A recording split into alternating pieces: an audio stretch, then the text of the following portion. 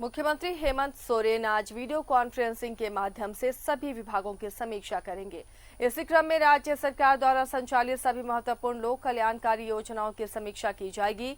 Corona महामारी की दूसरी लहर के दौरान संक्रमण के मामलों में अचानक हुई वृद्धि और वायरस के प्रसार को रोकने के लिए मुख्यमंत्री हेमंत सोरेन ने राज्य भर में 2 सप्ताह के लिए स्वास्थ्य सुरक्षा सप्ताह की घोषणा की है। लेकिन चिकित्सा सेवाओं, कृषि गतिविधियों, एफएमसीजी और मनरेगा जैसी सभी आवश्यक और आपातकालीन सेवाएं जो ग्रामीण अर्थव्यवस्था की रीढ़ हैं, इन्हें जारी रखा गया है। कोरोना महामारी के कारण कई योजनाओं का कार्यान्वयन भी प्रभावित हुआ है। इसे देखते हुए राज्य की गरीब जनता को राहत देने के लिए मुख्यमंत्री हेमंत सोरेन ने विभिन्न विभागों के सचिवों को कार्य योजना के साथ बैठक में भाग लेने का आदेश दिया है, ताकि कोरोना महामारी से लड़ते हुए विभाग यह सुनिश्चित कर सके कि राज्य सरकार द्वारा संचालित योजनाओं का लाभ सभी जरूरतमंदों को मिल रहा है या नहीं।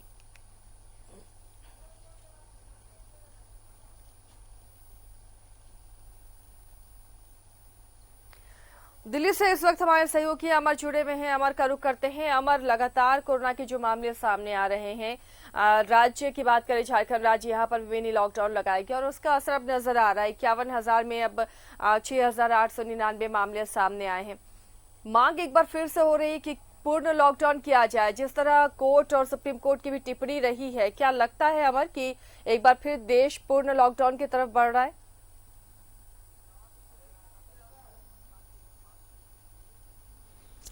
बिल्कुल, देखिए, अगर पिछले सप्ताह की अगर बात करें तो दिल्ली की स्थिति थी वो 34 से 35,000 24 घंटे में नए केसेस आ रहे थे।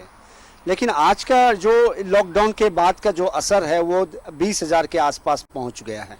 लेकिन मौत की संख्या ज़्यादा है। 4,435 जो लोगों की जान चली गई है कोरोना के वजह से। आप समझ सकते हैं कि सुप्रीम कोर्ट आधी रात को ये कहता है कि लॉकडाउन के ऊपर विचार करनी चाहिए। उसके बाद विपक्ष का नेता राहुल गांधी भी ट्वीट करके कहते हैं कि एक लॉकडाउन ही इस संक्रमण को रोकने का एक विकल्प है और इससे हम कोरोना को हरा सकते हैं। लेकिन उन्होंने एक लाइन और भी जोड़ा। उन्होंने कहा है कि जो सबसे ज़्यादा इस लॉकडाउन में जो सफ़र करता है वो गरीब लोग हैं और गरीब लोगों की सरकार जो है चिंता करे और ये व्यवस्था करे, अगर लॉकडाउन सरकार करने जा रही है तो उनका खाने पीने और रहने की व्यवस्था करे। सुप्रीम कोर्ट का कमोबेश यही टिप्पणी था। सुप्रीम कोर्ट चाहते हैं कि इस पर जो है कहीं ना कहीं एक डिसीजन लिया जाए। बिहार अगर अब जाते हैं, झारखंड से सटा हुआ बिहार है, वहाँ के भी हाईकोर्ट ने कमोबेश यही टिप्पणी की है। और अगर आप देखें, हॉस्पिटल की बात करें या फिर दवाई की दुकान की अगर बात करें, ऑक्सीजन के लिए लाइन की बात करें या फिर ऑक्सीजन के लिए मारामारी की अगर आप बात करते हैं तो बहुत ही मुश्किल है लोगों के लिए अपना जान बचाना। लोग चाहते हैं कि किसी तरह से इससे निपट लें, लेकिन जो आशाएं हैं, जो उम्मीद है, बिल्कुल उस तरह खड़ा नहीं उतर रहा है, जिस वजह से लोग परेशान हैं। अब ये देखना है कि कल जिस तरह से प्रधानमंत्री ने फ्रंटलाइनर यानी डॉक्टरों से उन्होंने बातचीत किया था और उन्होंने कहा था कि जो नए मेडिकल्स के स्टूडेंट हैं जो फाइनल ईयर में, उनको इसमें लगाया जाए। लेकिन ये मुनासिब नहीं है, उतने मेडिकल स्टूडेंट नहीं है जितनी संख्या में, जिस फ्लो में जो है कोरोना के मरीज आ रहे हैं और जिस संख्या में आ रहे हैं। आज भी 24 घंटे में पूरे हिंदुस्तान में 3 लाख से ज़्यादा नए केसेस हैं। तो ऐसे में उन लोगों को बचाना, क्या सरकार के पास कोई तरकीब है या फिर सरकार इस पर विचार कर रही है कि एक ही उपाय है कि कुछ दिन के लिए लॉकडाउन करने के बाद अपने आप को मजबूत से सामने रखें, चाहे मेडिकल हो, चाहे दवाई हो या जो ऑक्सीजन हो, तमाम चीज़ को लेकर के इस पर मंथन चल रहा है। अब देखना ये है कि क्या प्रधानमंत्री या फिर सरकार जो है कब तक इस पर फैसला लेते हैं या फिर दूसरा कोई विकल्प जो जरूरत है, चाहे वो ऑक्सीजन कंसंट्रेटर की बात करें या फिर वेंटिलेटर में जो मशीनें चाहिए, इन तमाम चीजों के अलावा एक बड़ी दिक्कत के साथ पूरा देश जूझ रहा है, वो है मेडिकल स्टाफ्स की कमी, चाहे वो डॉक्टर हो या नर्सेज हो। अगर आप ट्रेनिंग कर रहे या पढ़ते हुए बच्चों को नहीं लेंगे तो फिर कोई ऑप्शन भी तो नहीं है अमर। ये तो मजबूरी है कि डॉक्टरी पढ़ रहे छात्रों को अब लगाना पड़ेगा इस ड्यूटी में, या फिर जो नर्सिंग के स्टूडेंट्स हैं उन्हें लगाना पड़ेगा, क्योंकि इस वक्त घोर संकट से जूझ रहा है। ये मैन पावर की कमी तमाम अस्पतालों में नजर आ रही है।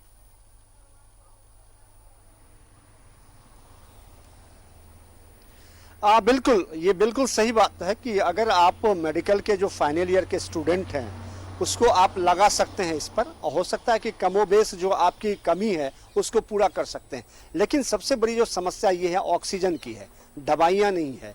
और आपने देखा कि जो ड्राइव चलाना था 8-18 साल के बच्चों को, उसके ऊपर के लोगों को वैक्सीन देना था, वो भी कई राज्यों में स्टार्ट नहीं हो पाया है।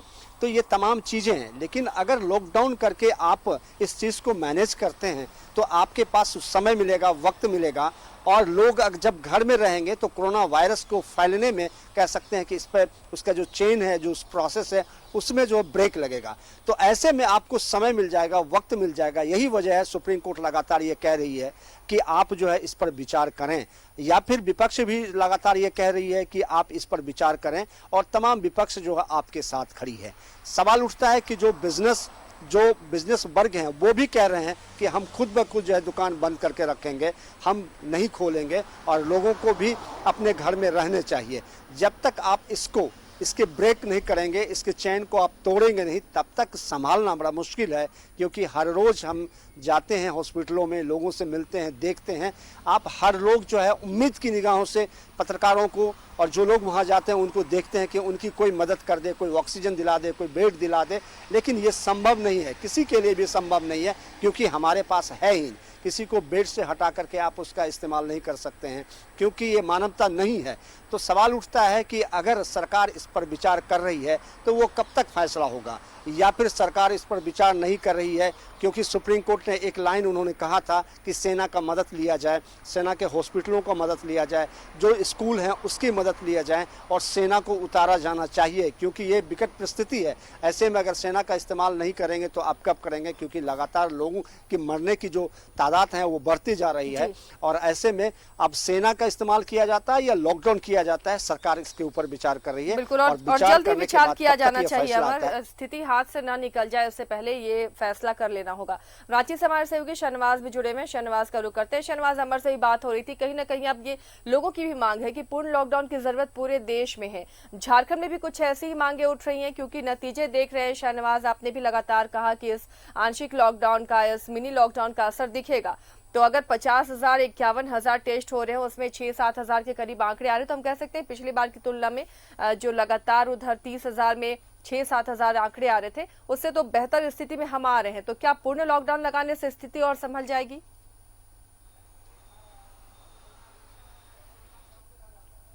बिल्कुल, इसके अलावा कोई विकल्प नहीं है आसिया, क्योंकि बहुत समस्याएं और उसकी जड़ें बहुत गहरी हैं। अभी मैं सुन रहा था, आप अमर से सवाल पूछ रही थी कि जो डॉक्टरों का और नर्सों का और अस्पतालों का अनुपात है आबादी के हिसाब से, वो इतना कम है कि लाख कोशिश करने के बावजूद भी कोई जादू की छड़ी चलाई नहीं जा सकती है।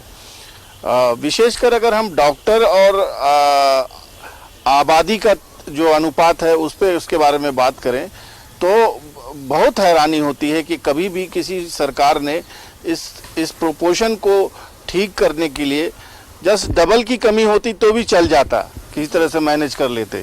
लेकिन यहाँ तो इतना बड़ा अंतर है।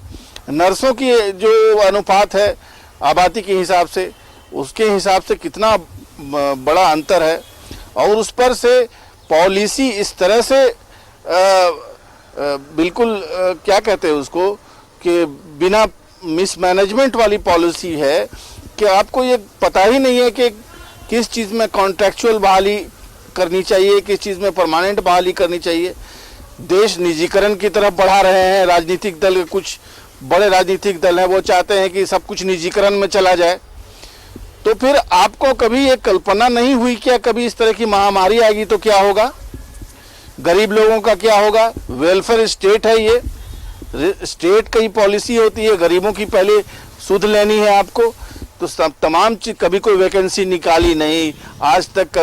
पहली बार अभी पिछली इसी सरकार ने अभी 250 डॉक्टर की बहाली की है, पहली बार इतने सालों के बावजूद। जबकि कभी इस चीज़ की चिंता नहीं हुई कि आबादी के हिसाब से हमको डॉक्टर्स तैयार करने हैं, मेडिकल कॉलेजेस खोलने चाहिए। Medical college 3 medical college Jharkhand में बने हुए हैं, लेकिन वहाँ पढ़ाने वाला कोई नहीं है।